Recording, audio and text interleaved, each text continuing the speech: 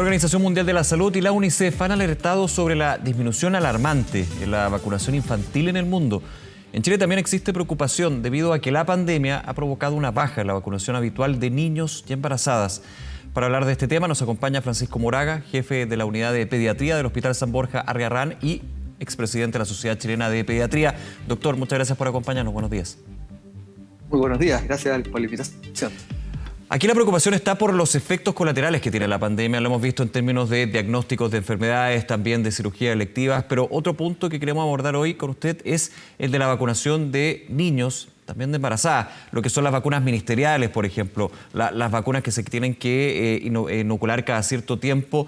¿Ha habido una baja considerable, cree usted, con respecto a esto debido a la pandemia? Claro, mira, las cifras que arroja el DEIS, que es el sistema, ¿no es cierto?, de estadísticas que registra todas las prestaciones de salud, particularmente en el caso de las vacunas, muestra que ha habido una baja que es preocupante, en el sentido de que han habido descensos de hasta un 20, un 25% de las coberturas, pero donde es más preocupante es la vacunación que se hace en la mujer embarazada a las 28 semanas, que es para proteger al recién nacido del coqueluche, a través del mecanismo de transmisión transplacentaria. Y eso ha bajado a cerca del 50%. Entonces, claramente eso indica que las coberturas dejan brechas amplias ahí que pueden generar brotes en un momento dado. Vamos un poco a esa brecha y profundizar en el efecto. ¿Qué puede provocar? Porque finalmente también entender el por qué finalmente se da, no la orden, pero sí se llama a vacunarse. En el caso de embarazadas, también de niños, niñas, como vamos a estar revisando más adelante. ¿Cuál es el efecto que puede generar esta brecha? Claro, esto significa que va quedando una población susceptible, es decir, no protegida, no inmunizada, y eso por un lado significa que hay un reservorio para que el virus correspondiente esté proliferando en el ambiente, porque los virus, recordemos que no viven libres, necesitan al ser humano para poder vivir, y entonces en la medida que hay menos gente vacunada, hay más potencial de que se desarrollen y por lo tanto se va acumulando la gente que puede enfermar y transmitir. Y por un lado. Y por otro lado significa que también enfermedades que considerábamos potencialmente controladas, que estaban de alguna manera confinadas, podemos ver resurgir brotes, como se ha visto en otros países, ¿no es cierto?, frente a distintas causas por las cuales han disminuido las coberturas de vacuna, como los brotes de sarampión en algún momento en Europa, de poliomielitis en África, en fin. Entonces son temas que claramente preocupan porque si bien no están presentes en este momento, existe la opción, la posibilidad de que se puedan producir.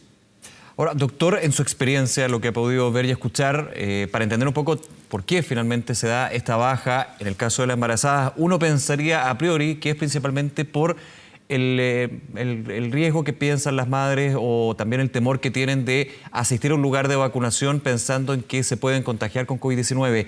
¿Es así o obedece a otros factores, a su juicio, con la experiencia que ha podido ir tomando?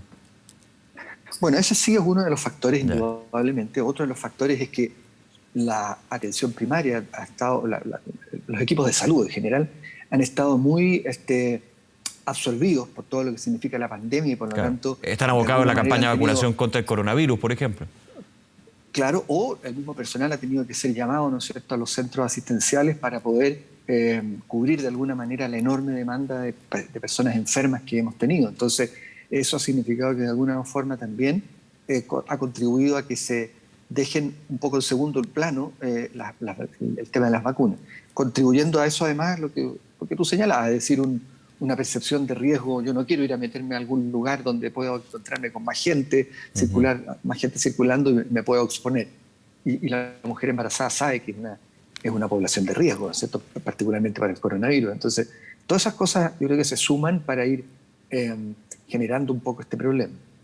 Ahora, yo creo que hay que llamar a la calma y decir hay que retomar este tipo de camino porque en general en los centros de vacunación han tomado las medidas necesarias para lograr separar, ¿no es cierto?, quienes van a una cosa u otra, quienes van a morbilidad y quienes van a vacunación, de manera de que reducir el impacto o el riesgo que puede significar el tener más contacto con gente circulando. Sí, yo hablaba de esta advertencia de la OMS, de la UNICEF. De hecho, la advertencia se lanza a mediados del 2020, o sea, ha pasado un tiempo y al parecer, desgraciadamente, la situación no ha cambiado. Obviamente, muy de la mano con lo que está sucediendo con respecto a la crisis sanitaria.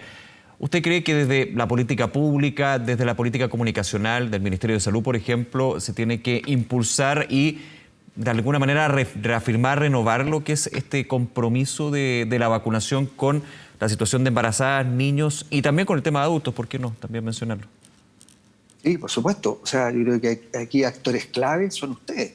Son justamente los medios de comunicación que pueden, digamos, multiplicar este mensaje, ¿no es cierto?, que las vacunas son seguras, son efectivas, salvan vidas y que por lo tanto no deben descuidarse. Yo creo que son fundamentales. Claramente, las políticas ministeriales pueden ser muy, digamos, exponentes en este tema, pero la difusión naturalmente llega por los canales más visibles, como son la televisión, la radio, las vías de comunicación, los diarios, en fin. Es decir, las campañas que se puedan hacer en un momento dado. Yo creo que todo suma. Y claramente, como digo, un actor relevante acá son los medios de comunicación. Uh-huh. Ahora, aquí la clave es volver a los niveles de cobertura de vacunación que superaban el 60%, que han caído hasta un poco más del 50%. Y estaba leyendo aquí desde la UNICEF, se señalaba en su minuto, insisto, mediados de 2020, hace un tiempo ya, cuando se daba esta alerta que sigue vigente, digamos, porque desgraciadamente los números así lo han mostrado, no podemos cambiar una crisis de salud por otra. Eso también es relevante cuando hablamos de otras pandemias que pueden originarse de los efectos sanitarios y sociales de este coronavirus, ¿no? Indudablemente. Como señalábamos antes, uno de los problemas es que al disminuir la población vacunada y la población, por lo tanto, inmunizada, aumenta la circulación de virus, de aquellas vacunas que no se están administrando. Y por lo tanto podemos tener el riesgo de rebrotes, que no es un riesgo, es una realidad en nuestros países, ¿no es cierto? A raíz de distintas posiciones, por ejemplo, grupos antivacunas, en fin, hemos visto cómo se han producido brotes de enfermedades que normalmente ya estaban controladas, y esto asociado, ¿no es cierto?, en ese caso a grupos que no se vacunaban. Pero en este caso, que es una situación un poco más extensa, que no es a grupos más cerrados, sino que a la comunidad en general, claramente nos pone en la posibilidad, en un riesgo de que tengamos otro tipo de brotes de otras enfermedades que, como decíamos, normalmente estaban controladas. Ahora, la vacunación, me enfoco en los recién nacidos, es clave, es súper importante. También ha sido un trabajo que se ha desarrollado durante ya varios años, lo que son conocidas como estas vacunas ministeriales que abarcan distintas enfermedades. Aquí también hay un decrecimiento por los factores que estamos conversando, doctor. Voy un poquito al origen de esta conversación. ¿Cuál es la importancia de esas vacunas para los y las recién nacidas? Los recién nacidos son un grupo bastante vulnerable porque por sus condiciones de haber estado protegidos en un ambiente, ¿no es cierto?, en el ambiente intrauterino, nacen con un sistema inmune absolutamente todavía muy poco desarrollado. Uh-huh. Entonces, necesitan en gran medida de cobertura adicional que le transmite la madre a través de la placenta una serie de anticuerpos con los que nace, pero que obviamente los primeros 6 meses van decayendo hasta que finalmente desaparecer. Y en ese instante, en esa ventana que tenemos de tiempo, es donde deben administrarse las vacunas que corresponden a aquellas que van a proteger de enfermedades que, particularmente para el niño pequeño, pueden ser muy graves y letales. Entonces, partiendo por la vacunación de la madre, que a las 28 semanas de embarazo, ¿no es cierto?, ponerse la triple, la DPT, que se llama la difteria, pertussis, tétanos, fundamentalmente orientada hacia proteger de la tos convulsiva. Y después, a los 2, 4, 6 meses, que son las vacunas iniciales, que justamente tratan de cubrir este periodo, ¿no es cierto?, de mayor vulnerabilidad del niño, para que después, posteriormente, se vayan complementando con las vacunas siguientes. En este momento, yo creo que entre el temor de las madres a llevar a sus niños a los centros asistenciales, que es muy entendible, entre que los sistemas de vacunación que se hacían muchas veces en los colegios, ya en niños más grandes, están abocados a otras actividades, y los niños no están yendo a los colegios. Entonces se ha producido una caída a todo nivel, tanto en las primeras vacunas como en las vacunas posteriormente, y eso ha significado que, como bien señalabas antes, estamos en una situación en que estamos llegando a cifras que ponen en riesgo la cobertura para estas enfermedades.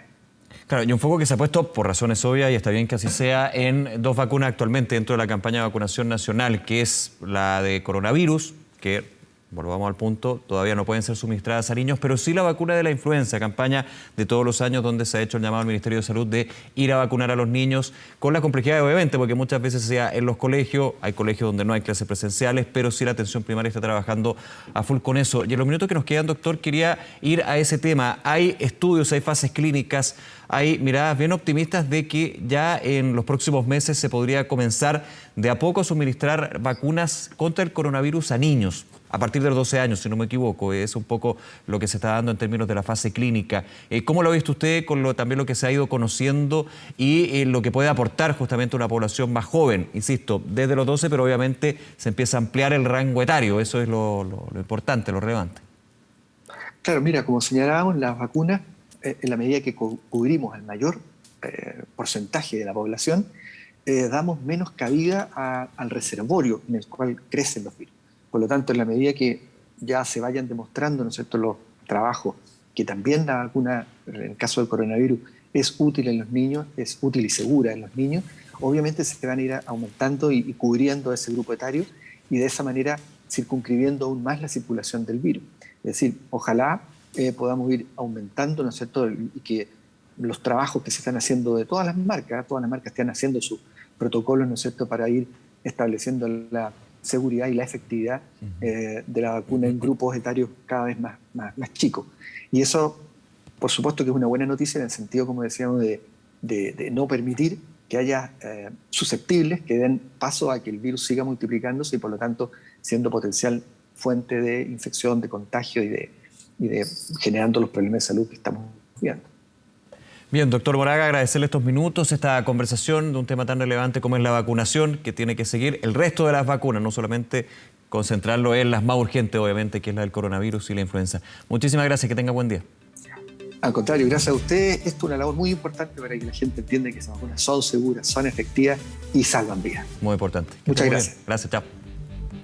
Hacemos una pausa y regresamos con más de La Mañana Informativa. No se vayan.